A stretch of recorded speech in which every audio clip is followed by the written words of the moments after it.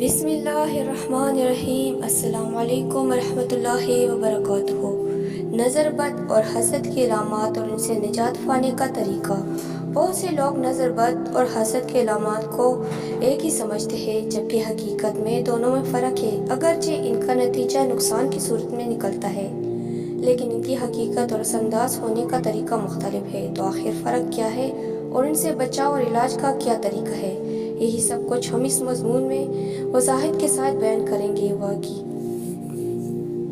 بہت سے لوگ سمجھتے ہیں کہ حسد اور نظر بد ایک ہی چیز ہے، لیکن قرآن و حدیث میں دونوں کے درمیان فرق واضح کیا گیا ہے۔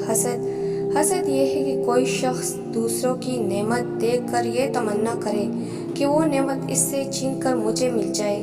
یہ ضروری نہیں کہ حسد کرنے والا خود نعمت کو دیکھے، بلکہ وہ بغیر دیکھے بھی حسد کر سکتا ہے۔ حسد ایک خبیث اور بڑی صفت ہے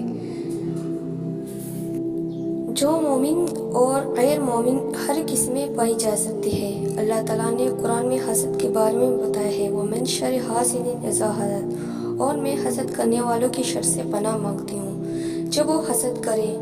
امام ابن منظور فرماتے ہیں کہ حسد کا مطلب یہ ہے کہ کسی شخص کے پاس جو نعمت ہے اسے دیکھ کر اس کے زوال کی خواہش کی جائے۔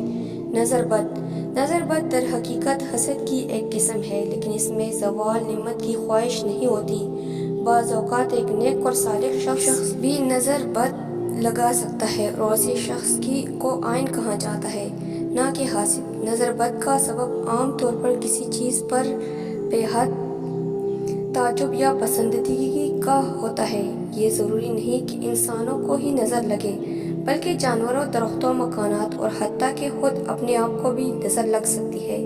نبی اکرم صلی اللہ علیہ وسلم نے نظر بد کے بارے میں فرمایا، العین حق، نظر بد برحق ہے۔ ایک اور حدیث میں نبی علیہ السلام نے حضرت اسماء بنت امیس رضی اللہ عنہا سے عرض کی کہ جعفر رضی اللہ عنہ کے بیٹوں کو بہت زیادہ نظر بد لگتی ہے، تو کیا میں ان کے لیے دم کراؤں؟ آپ صلی اللہ علیہ وسلم نے فرمایا، ہاں، اگر کوئی چیز تقدیر پر سبقت لے جا سکتی ہے تو وہ نظر بد ہے۔ نظر بد کے جمع ہونے کا مفہوم، اگر کسی چیز کو بار بار نظر بد لگے تو وہ نظر جمع ہو جاتی ہے اور اس کے اثرات شدید ہو جاتے ہیں۔ بعض اوقات بار بار نظر لگنے سے حسد میں بھی شدت آ سکتی ہے اور حسد کی کیفیت پیدا ہو سکتی ہے۔ امام ابن القیم رحمۃ اللہ فرماتے ہیں، نظر بد بہت تیز ہے،